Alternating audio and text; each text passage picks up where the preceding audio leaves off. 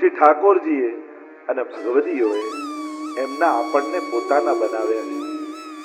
અને આવો શુદ્ધ ભાવ જે હૃદયમાં રાખે છે એનું મહાપ્રભુજીની કૃપાથી સઘળું કાર્ય સિદ્ધ થાય છે. અંતઃકરણમાં એ ભાવ રાખો કે હું તો કેટલા હજારો દોષોથી ભરેલો હતો, પણ મહાપ્રભુજીએ કૃપા કરીને મારું બ્રહ્મ સંબંધ કરાવ્યું અને આવા હજારો દોષોથી ભરેલા જીવનો પ્રભુએ સહદોષ સ્વીકાર કર્યો છે. મર્યાદા માર્ગમાં શુદ્ધ થાય પછી સ્વીકાર થાય, પુષ્ટિ માર્ગમાં સ્વીકાર થાય એને ભગવાન શુદ્ધ કરી દે છે. આ માર્ગની આ વિશેષતા છે. કેટલાય દોષોથી ભલે જીવ ભરેલો હોય પણ એકવાર સમર્પણ કરે છે પછી પ્રભુ વચને બંધાયેલા છે. જ્યારે શ્રાવણ શ્યામલે પક્ષે એકાદશ્યામ મહાનિશી, એ શ્રાવણની રાતની એકાદશીએ ઠાકોરજીએ 4 વચન મહાપ્રભુજીને આપેલા. બ્રહ્મ સંબંધ સમયે 4 વચને ઠાકોરજી બંધાયા. પહેલું વચન આપ્યું કે હે શ્રી વલ્લભ, આપ જેનું સમર્પણ કરાવશો એનો નિશ્ચિત હું સ્વીકાર કરીશ. બીજું વચન આપ્યું, એક વાર જેનો સ્વીકાર કરીશ એનો ક્યારે ત્યાગ નહીં કરું. ત્રીજું વચન આપ્યું, આપની કાનીથી જે કાંઈ પણ ભોગ ધરશે એ ચોક્કસ હું આરોગીશ. અને ચોથું વચન આપ્યું કે આપ પુષ્ટાવીને જેના માથે મને પધરાવશો એને ત્યાં હું સદાય પ્રગટ સ્વરૂપે બિરાજમાન રહીશ. આ 4 વચને ઠાકોરજી બ્રહ્મ સંબંધ સમયે બંધાયા છે. અને એટલા માટે જીવે વિચાર કરવો કે મને ઠાકોરજી અપનાવ્યો છે, મને મારો સ્વીકાર કર્યો છે, મારો મહાપ્રભુજીએ સ્વીકાર કર્યો છે. અંગીકૃત્યૈવ ગોપીશ, મારો અંગીકાર કર્યો, સ્વીકાર કર્યો છે. મારા દોષ આદિ ન જોતા હું જેવો છું એવો સ્વીકાર્યો. રૂપ મુરારીદાસ શિકારી હતા, મરેલા પક્ષીઓ ખભે લટકી રહ્યા છે, લોહીથી ખરડાયેલા વસ્ત્રો છે, અને મહાપ્રભુજીને બિરાજેલા જોયા, ચરણોમાં પડ્યા અને કહ્યું કે શું મારો ઉદ્ધાર થઈ શકે? આટલી હિંસાઓ મેં કરી. ગુરુ હોય ને એ જીવને નિરાશ ન કરે, એ સ્વીકાર કરે. ગુરુ સહજમાં સ્વીકાર. એમ ના કહે કે તને પાઠ નથી આવડતા, નફરત નથી આવડતી, તું તો અપરાધોથી ભરેલો છે, તું દોષથી ભરેલો છે. દોષોને હરી લે એ ગુરુ, દોષોને યાદ અપાવે ગુરુ નહીં. મહાપ્રભુજીએ કહ્યું, હા મુરારીદાસ, તમારો પણ ઉદ્ધાર થઈ શકે, જાઓ સ્નાન કરીને આવો. મરેલા પક્ષીઓ લટકાડ્યા, લોહીથી ખરડાયેલા વસ્ત્રો ઝાડ પર લટકાવ્યા અને જ્યાં ડૂબકી લગાવીને બહાર આવ્યા અને જુએ તો મરેલા પક્ષીઓમાં પ્રાણ આવી ગયા, પાંખો ફેલાવીને આકાશમાં ઉડવા લાગ્યા, લોહીથી ખરડાયેલા વસ્ત્રો વિશુદ્ધ બની ગયા. અને રૂપ મુરારીદાસને થયું, આ પક્ષીઓ નથી ગયા, આ તો મારા અપરાધો મને છોડીને જતા રહ્યા. મહાપ્રભુજીએ મારો સ્વીકાર કર્યો અને જન્મ જન્માંતરના અપરાધોથી મને મુક્ત કરી દીધો છે.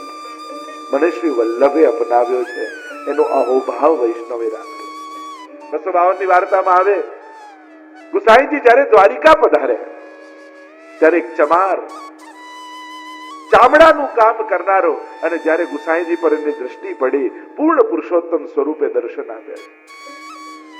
એટલે તો વલ્લભ આખ્યાનમાં ગોપાલદાસજી કહે છે ને કે અર્થ સકળ તેનો સીધો, લીલા માહે તાણીને લીધો, અને જેને શ્રી વિઠ્ઠલનાથ વિચારે રે તેને પ્રગટ પદાર્થ ચારે રે, તેને કાળ કર્મ નવ બાંધે રે, યમતે શિર ધનુષ ન સાંધે રે, જે જીવ જાતિ હોય કોઈ રે તેને તત્ક્ષણ સર્વે સુખ હોય રે.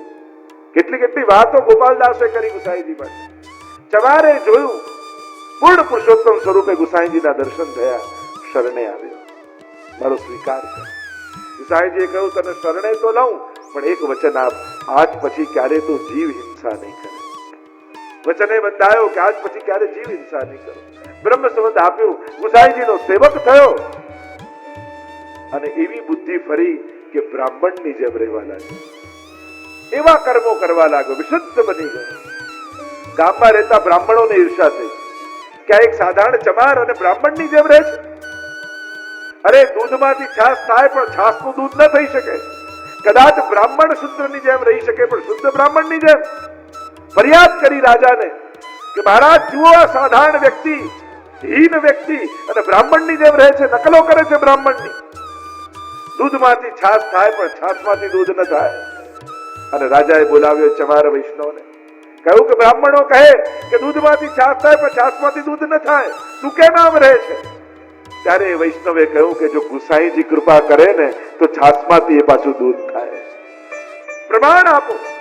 અને લોટો ભરીને છાસ મંગાવી હાથમાં લીધી. એ ચમાર વૈષ્ણવે મનોમન સ્મરણ કર્યું છે ગુસાઈજીનું કે કૃપાનાથ આપે જો મારો સ્વીકાર કર્યો હોય તો રાજાને પ્રમાણ આપો. અને છાસનો લોટો આપ્યો રાજાને અને બાદશાહે જ્યાં ઘૂંટડો ભર્યો અને મીઠું મધ જેવું દૂધ બની ગઈ એ છાસ. અને પ્રમાણ આપ્યું કે શ્રી ગુસાઈજી જેના પર કૃપા કરે તો છાસમાંથી એ દૂધ થાય. આ હજારો દોષોથી ભરેલો જીવ નિર્દોષ બની જાય. મનમાં આવો ભાવ લાવો કે જો કેવી કૃપા કરી. આ છીતુ ચોબે ગામમાં જે કોઈ પણ સંત મહાત્મા આવે ને છેતરવા જાય, એની મજાક કરે, એની મસ્કરી કરે. સમાચાર મળ્યા આ કોઈ ગોકુળમાં ગુસાઈજી આવીને રહે છે અને એવો એમનો પ્રભાવ છે કે એમની સામે કોઈ જાય અને એમનો જ થઈ જાય. સખાઓને ભેગા કર્યા ને કહ્યું ચાલો આજે એમની પરીક્ષા કરીએ, એમની મસ્કરી કરીએ, જોઈએ એમનો જાદુ આપણા પર ચાલે છે કે નહીં. શું કરીશું? સૌથી ઉદ્દંડી યુવાન આ છીતુ. એને ક્યાં ખબર છે કે જેની શરણે જશે છીતુ માંથી છીત સ્વામી બની જવાના. ખોટો નાળિયેર લીધો, ખોટો રૂપિયો લીધો અને લઈને ગયા ગુસાઈજીને સન્મુખ. સામે દ્વાર પર ઉભા છે અને ગુસાઈજીની દ્રષ્ટિ પડી અને ગુસાઈજી એટલું બોલ્યા, આવો છીત સ્વામી, અંદર આવો. અને જ્યાં છીત સ્વામી શબ્દ પડ્યા અને એને થયું કે આમને મારું સાચું નામ કેમ ખબર પડી. આખું ગામ તો છીતું છીતું કરીને બોલાવે અને જો આમને મારું નામ ખબર છે તો મારા કામની એ ખબર હશે, શું લઈને આવ્યો એ ખબર હશે. ગભરાવા લાગ્યા અને જ્યાં છીત સ્વામી ગુસાઈજી બોલ્યા એટલામાં બધા સખાઓ હતા તો ત્યાં જ ભાગી ગયા. કહ્યું કે જો નામ ખબર છે તો કામે ખબર હશે. કહ્યું અંદર આવો છીત સ્વામી, લાવો અમારી ભેટ લાવ્યા છો અમને આપ. છીત સ્વામી ગભરાયા. ડરતા ડરતા ખોટો નારિયેળ ગુસાઈજીના હાથમાં આપ્યો અને ગુસાઈજીએ જે હાથમાં લીધો અને પછાડ્યો અને જળની ધારા એમાંથી વહેવા લાગી. અને છીત સ્વામીને ભરોસો બેઠો આ તો ખોટાને સાચું કરનારા ગુરુ મળી ગયા. જો એ નારિયેળ નથી, આ મારું મસ્તક છે જે આજ સુધી ખોટું હતું અને ગુસાઈજીની સાનિધ્યમાં આવતા જ સાચું બની ગયું. ભાઈ અબ ગિરધર સો પહેચાન, કપટ રૂપ ધર છલવે આયો, પુરુષોત્તમ નહીં જાન. અને ત્યારે છીત સ્વામીએ કીર્તન ગાયું કે ખોટાને સાચું કરનારા ગુરુ મને મળ્યા. તો મનમાં એ ભાવ કરવો. હરિરાયજી કહે છે ઠાકોરજીએ મને સ્વીકાર્યો છે, મારા મહાપ્રભુજીએ મને સ્વીકાર્યો છે, આ બધા ભગવદીઓએ મારો સ્વીકાર કર્યો છે. અને એટલા માટે શરણ આયે સોઈ તારે, જે જન શરણ આયે સોઈ તારે. જેને શરણાગત થાય એને તો તારવાનો સંકલ્પ કરીને આ પધાર્યા. અર્થ સકળ તેનો સીધો, લીલા માએ તાણીને લીધો. અને આવો ભાવ કરો. હરિરાયજી કહે કે જેના ઉપર મહાપ્રભુજીની કૃપા થાય એના તો સઘળા મનોરથો ઠાકોરજી પૂર્ણ કરે. શ્રી વલ્લભ જેને સ્વીકારે, જેને અપનાવે, એના કયા મનોરથો બાકી રહી જાય. અને આવી ભાવનાનો વિચાર કરી અને મહાપ્રભુજીના ચરણોમાં દ્રઢતા સિદ્ધ કરવી, શ્રી મહાપ્રભુજીનું સદા સ્મરણ કરવું, એમ કહી અને હરિરાય મહાપ્રભુજીએ પ્રથમ પત્રને અહીં વિરામ આપ્યો. બોલો શ્રી હરિરાય મહાપ્રભુ કી જય. દ્વિતીય પત્ર શ્રી હરિરાય મહાપ્રભુજીએ લખેલો. મનનો પ્રભુમાં નિરોધ કરવાનો ઉપાય, એનો પ્રકાર આ પ્રધાન વિષય છે બીજા શિક્ષા પત્ર. આ ચિત્ત ભગવાનમાં કેમ ચોંટે, કઈ રીતે લાગે?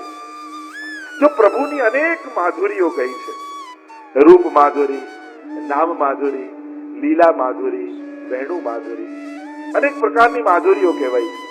કારણ કે અમારા ઠાકોરજી તો મધુરાધિપતે રખિલમ મધુરમ, મધુરાધિપતિ છે. આ મન એમને તો ગોતે છે. જો તમે જીવનમાં આનંદ શોધો છો તો તમે ભગવાનને શોધી રહ્યા છો. અને દુનિયાનો દરેક માણસ આનંદને શોધે છે. દરેકને આનંદની ખોજ છે. કારણ કે એને જેમાં આનંદ દેખાય ત્યાં દોડવા લાગે છે. મૂળ શોધ તો આનંદની છે. એટલે કે દરેક જીવ પરમાત્માને શોધે છે. પણ એ પરમ આનંદ ક્યાં છે? કોણ છે પરમાનંદ રૂપ? એ પરમ માધુર્ય કોનામાં બિરાજે છે? તો કે પ્રભુમાં. મધુરાધિપતે રખિલમ મધુરમ. એટલે જ તમારા રંકાજી કહે ને કે અમારું મન કેવું છે, માનો ગુડકી મખિયા. ગોળનો ઢેલો હોય ને એના પર માખી જોજો કેવી હોય, ગમે તેટલી વાર ઉડાડો પણ ફરી ફરીને ત્યાં જ આવીને બેસે. ગોળ ઉપર મરી જશે પણ ગોળને છોડીને જશે નહીં. બસ ભક્તોનું મન પણ આવું જ હોય. એ મધુરાધિપતિનો આસ્વાદ જેને ચાખ્યો છે ને એને પછી ક્યાંય આનંદ આવતો નથી.